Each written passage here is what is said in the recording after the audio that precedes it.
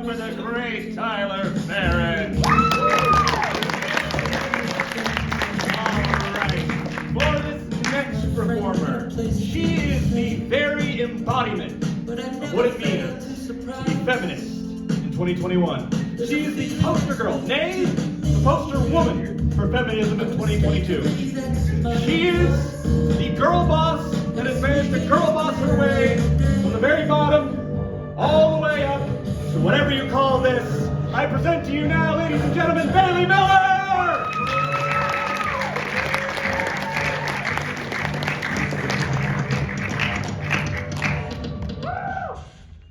Oh my god, I love Joe Keery. Any Joe Keery fans out there? We got one Joe Keery fan that I can see. Yeah. For those who don't know, Joe Keery plays Steve in Stranger Things. And I think he's one of the only 4 men I have ever truly loved in my life. There's Joe Keery, Rami Malek, Yes. Pedro Pascal.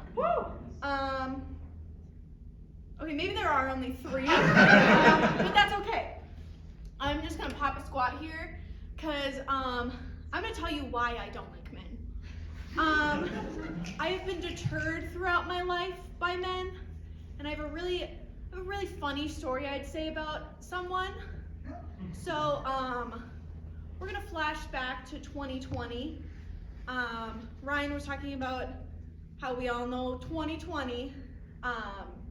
So I was a junior in high school, and there was a boy who sat in front and left of me, and I ended up getting a little crush on him, as you do. We did theater together. I heard an uh-oh. I think that really sums it up. Uh-oh, indeed.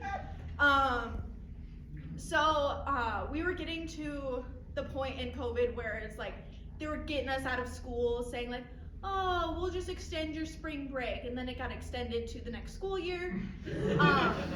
But we were like at the beginning of it, and I'm like, oh, I'm gonna take this chance. I'm gonna just tell this boy I like him. So I send a Snapchat being like, hey, I think I have a little crush on you. And he replies pretty quickly, that's cool, I don't have a crush on you though. Ouchie. I didn't care too much. I rebutted pretty quickly until the next day, probably not even 12 hours later, he sends me another Snapchat being like, lol, JK, I do like you. I was like, can we play Minecraft together? Yeah. So we did. There was this big Minecraft server that we had, all the theater kids and stuff, and he invited me to his Minecraft server. So I hop on, I build a little hut, because I can't build. All I do is collect flowers and trees. So I'm doing my thing. I'm off collecting. If you want to really know, I was out looking for a jungle, and I want cocoa beans. I want jungle saplings. So I was off for a while, and I come back to my little hut. I open the door, and I see a chest in the middle of the room. And then there's a cake next to the chest.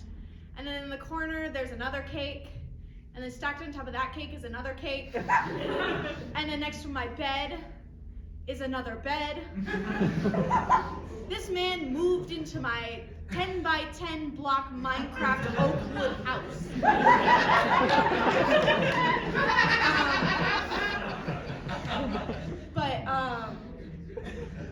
Just a little context. Color blindness runs in my family. And you would think that I'm colorblind with how I was seeing these red flags. It's perfectly green.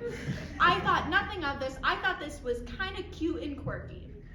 So I open up the chest, and there's a notebook inside. You can type in books in Minecraft, and he did such that.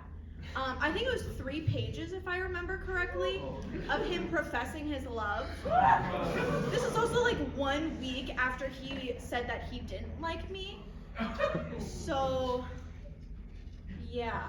You know how if you press shift a lot, you get sticky keys? His keys were sticky.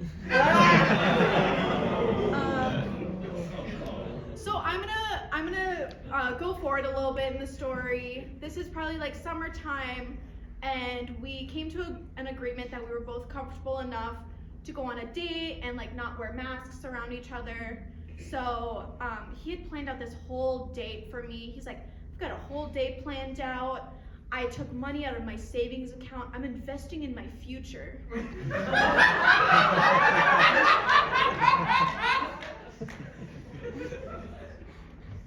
I'm sorry, I need a moment. I'm reliving trauma.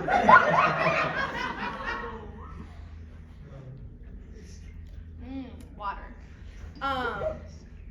So he picked me up from my house, and we like went to Tea and Crepe. We got some boba, like that's fine. That's normal. And then we went to Sunset Lane Bowling in Moorhead, for those of you who don't know, I guess. And he looked at the bowling, like the lanes, and went, I don't want to bowl. So we just went up to the arcade, and it was completely empty, so we just had the whole thing to ourselves. And we were playing like the deer shooting games. And he was treating that like little putt-putt mini golf with his girl just around me, trying to show me how to shoot an elk. Oh, wow. I was wooed. So we wrap things up, and we get in his car, and he's like, oh, do you want to come back to my place? We can just sit in the basement on my couch and watch some anime. Ooh, yeah. I'm so excited. But first he had to call his mom and ask permission. 'Cause we're in high school. So he had to call his mom and ask permission. So he rings her up, and she's like, oh, hey. And then he immediately goes, Bailey, say hi to my mom. And I'm like, hi. Just like trying to sound desperately in need of help. She didn't know what was going on, poor woman. She's like, oh, like, I'm gonna need to ask your brother for permission first. This is like a 21-year-old man. Apparently we needed his permission, but he said no. Thank goodness. If you can get cock blocked in like a bad way, that is it. I am so happy to be cock blocked. Thank you. He did take the hint from his brother. So he was like, oh, where do you want to go next? And I'm like, public, somewhere public. Let's go to the mall. So many people will see us, and maybe someone will send help. So we go to the mall, and for those of you who don't know, I typically wear a Harley Davidson jacket. It's a very nice jacket. It's a hand-me-down from my dad. So like, it's got some sentimental value to it, and also some monetary value to it. And I like take it off and I sling it over my arm, and he's like, give me your jacket. Why? Give me your jacket. I want to hold your hand. And I'm like, okay. I hand him my jacket, and he crumples my Harley Davidson jacket in a ball and shoves it under his armpit. Proceeds to grab my hand, and we're doing the whole like, he's over here, and I'm just like, oh. Like, there was a point where we walked past Victoria's Secret, and he's like, oh, do you shop there? And I'm just looking at the girl standing in front, and I'm like, help, help, help. Luckily, I got out of that situation, as in the mall, not him. No. We kept talking for a while, so let's flash forward to like December. It was Christmas time, and like my parents bought me shampoo and conditioner, and I was enthralled. I was so excited to use this shampoo and conditioner. So like immediately I like take a shower, try out this new soap, and my hair does a weird thing where if I use new soap, I lose a lot of hair. And I also happen to have a Nair bottle in, I didn't use the Nair, don't worry about it, don't worry about it. But that's where I thought the joke was. I'm like, oh my God, this is so quirky. Let me tell this boy this quirky, funny story. So I like tell him the story, and he's like, oh, Nair, that's that like hair removal stuff? I'm like, yep, right on the ball. Oh, where do you use it then? I use it on my legs, sir. Anywhere else? Did he want me to say my coochie? Did he want me to say that I chemically burn the hair off of my coochie? I'm so sorry. I'm so sorry. Luckily I got out of it, but not without trauma and hating men. So I'll end you with that. Men suck.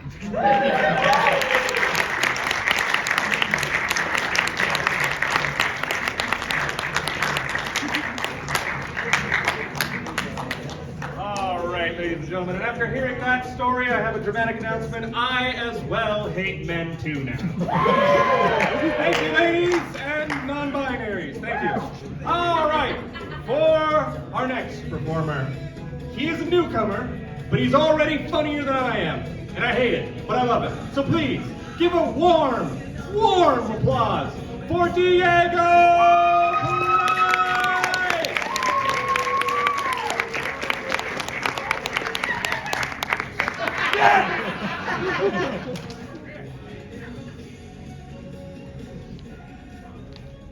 Hello? Okay, cool. Yeah, I'm new. So, I didn't even make it in the top 4. I'm dating Bailey. But you know, that's okay. Just room for improvement, that's all right. Part of it could be because, I mean, it's November now, and everyone knows what you're not supposed to do in November. Shave. I've been giving that a shot, and it wasn't looking great, and so I finally caved. Partly so that way I didn't end up single again. It had been a rough couple of years. I'm originally from the Twin Cities down in Bloomington. Well, not originally. I'm originally from Rapid City in South Dakota. We'll touch on that again in a little bit. But I came from Twin Cities, did a couple years there for community college, and ended up moving up here for college. And so it's been a real good time. I've been really fortunate to meet a lot of good people here. Again, this is my first year, and so I've been having a blast. We're gonna circle back to Rapid City. So I was really born and raised there, and what I've noticed when I kind of moved here was that I've been moving away from elevation. So I'm basically like a stone's throw away from Mount Rushmore. We got that there. We have the largest mountain east of the Rockies, I believe. Go ahead and fact check me on that. And then from there I moved to Bloomington, and there are hills. We have terrain. That's something you won't really notice with Fargo as much, which I kind of loved because biking, I've always lived on a hill, and so trying to get to and from work and that kind of stuff has really sucked up until this point. But my legs have loved it, so there's that. And so when I was in Rapid, I did a lot of cool things, went hiking and that kind of stuff, had a lot of good friends.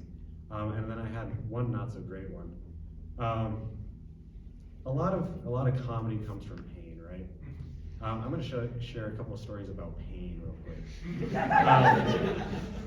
So me and my buddy in 3rd grade, we had just gotten let out of school. You know, it's tough, you gotta sit, you gotta draw, you gotta do all that. It's tough being a 3rd grader. And so we just got let out, and he had brought a hacky sack from his house, and he decided, let me throw it at you. And I was like, all right, you can't throw. Let's see what you got. And so we ended up running through the playground. He'd throw it at me, trying to hit me, and he'd fail. Of epic proportions, I was a monkey among the monkey bars. And so he would try and he would try to no avail. And eventually we make our way over to, there's a large soccer field over by where the parents would pick us up and that kind of thing. And so with elevation comes a lot of, rocks. And so for whatever reason, there were just a bunch of rocks over by the soccer field. And one of them was about the size of a hacky sack. He decided to pick one of them up and was like, hey, check this out, and threw it past my face. And I was like, you're getting better at throwing. So I got a little concerned, and I missed the first one. I could not dodge the second one. I ended up getting nailed underneath my eye. And so my little brother is also with us at that time, and he starts freaking out, crying, and all that kind of stuff. I'm like, it's just blood. I'm fine, buddy. I'm literally crying blood because it's so close to my eye, and he's like, you're gonna die, brother. To which I said, maybe, but I had a good run. And so I turned to my friend and I'm like, what are we doing? He's like, oh, sorry, my dad's here, I gotta bolt.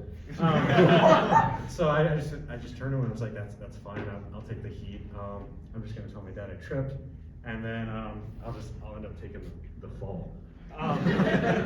And so that's that. Ended up taking a couple stitches, no big deal. Talk of the playground. After that, my dad got a promotion or something or other, job, and I ended up moving towards the Twin Cities. And in our backyard, again, I lived on the top of a hill for all my life, with the exception of here, because we don't have any. But basically my backyard was an elementary school, and there was a really nice sledding hill. And we go every year, my brother and I made a couple of friends in the neighborhood, that kind of thing. And one year, it had been the first snowfall. It was looking really nice powdery snow. And my buddy and I, we went out to eat, and it was really nice out. It was like, we're still early, because in Fargo in Minnesota, we don't have fall. We go from summer to a week of cool temperatures to snow. And so we were in that twilight zone of, hey, this is pretty all right. And so we were like, let's go sledding. We can go in like a jacket and shorts. It's gonna be awesome. And so there were three things that had changed since the years prior. The first was I put on weight because, sports, that kind of thing. I had to bulk up for, marching band. I had that. They had added garden boxes at the bottom of the hill, which I had not really recognized until we went sledding there. And again, it's like 50 now. The night before it had been, I don't know, we'll say 20. Snow melts and then freezes again, and then that becomes ice. So the snow hill was actually an ice hill. And so my buddy and I, there were actually three of us. One of them already took off down the hill. He had a good time. I was like, all right, I'm gonna go up next. But first, let me talk to my friend. And so I'm laying down backwards on my sled, and we're just talking, I'm looking up at him, and all of a sudden, I just kind of start moving down backwards. And I'm like, you know what? This is fine. I've done this before. It's a beautiful day. What a lovely blue sky. And then it went black. I ended up hitting the garden box at the bottom of the hill. There was a nice little ramp that I'm sure the kids just like building ramps into deadly objects. And so I get hit, and by I get hit, I mean it hits me. It was a little rough. Initially, I thought I would just kind of knock the wind out of myself, kind of bruised real bad. I was like, oh, I'm gonna feel this in the morning. I ended up feeling it for the next year or so. I actually shattered my T12, which, if we have any biology majors in here, you know what that means. If we don't, sorry. And so, initially, again, I thought it was just a really bad bruise, kind of knocked the wind out of myself, and I was like, I don't wanna go to use an ambulance because that's expensive. Goodbye. And so what we ended up doing instead is, I had two friends, I have two arms, got on their shoulders, and we just kind of hobbled back up the hill, that kind of thing. And we went inside, and I was like, hi mom, hi dad, this is my friend. This is my other friend. I don't feel great. And so my mom, the lovely woman she is like, oh, would you guys like cookies?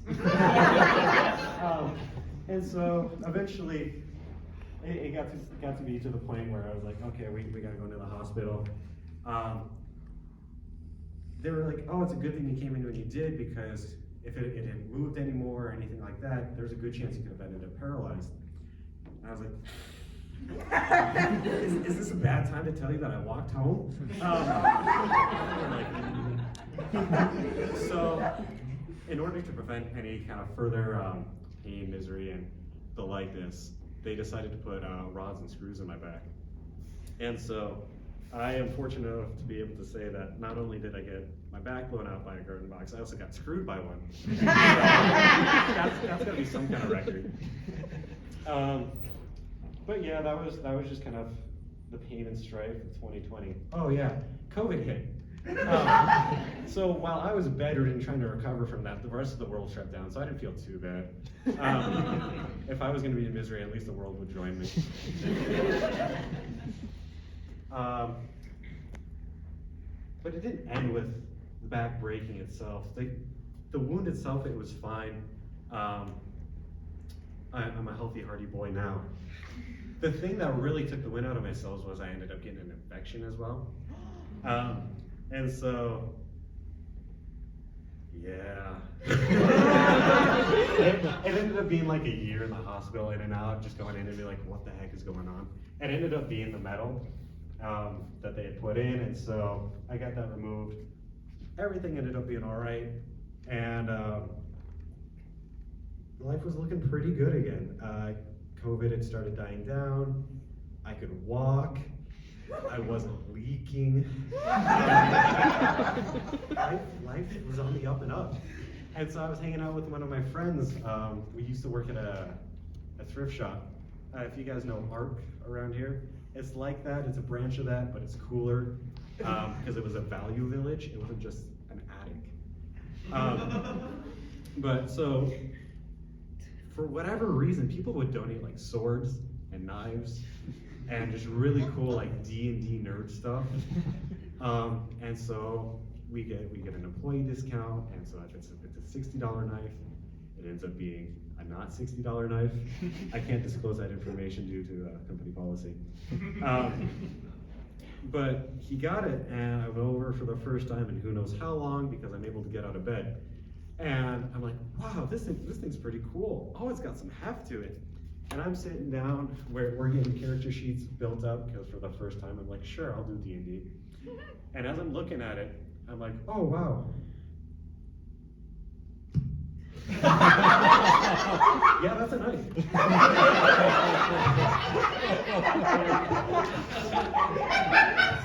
I don't know if it really hurt, or if it was a shock, or the fact that I knew I was ending up in the hospital again.